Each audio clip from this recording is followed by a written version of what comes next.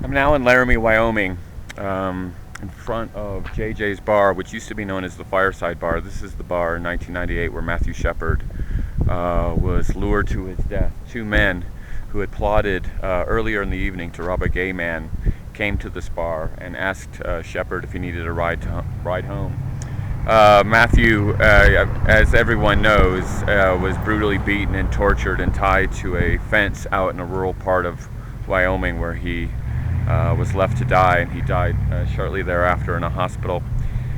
And the reason for stopping here, besides the fact that this is a notorious case, is twofold. One is one of the defenses offered by one of the two men was what was called the gay panic defense, that the young man who had orchestrated the death was gay himself and had acted out against that gayness by killing Matthew Shepard. It didn't fly in the courtroom, but there's actually some basis to this idea. There was a well-known study done at University of Georgia in 1996 that found that students at the university exhibited high rates of homophobic attitudes, were in fact shown to be gay themselves, and were out of fear overcompensating with homophobia and misogyny.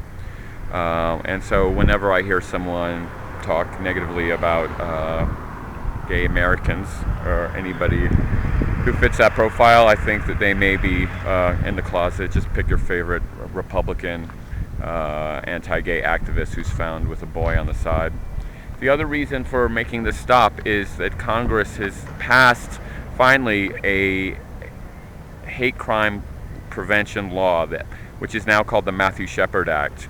They tried to pass it in the late 1990s, co-authored by Senator Kennedy and Gordon Smith, the Republican from Oregon, which proves that Republicans can actually do nice things.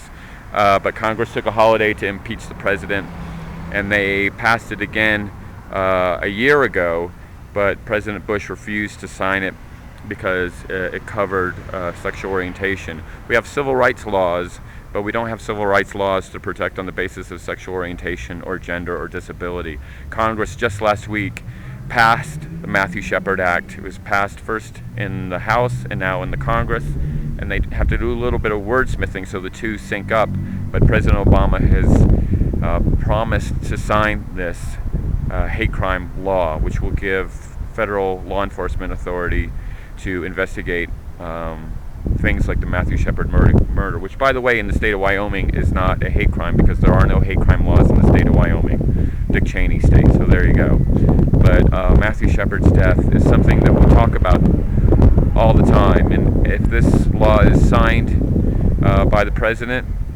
his death will not be in vain. There will be many, many people who are helped by the passage of the Matthew Shepard Act. Okay, well, I'm going to go in and have a drink in honor of Matthew, and then it's off to Nebraska, where there's all kinds of mayhem. All right, here's to you, Matthew.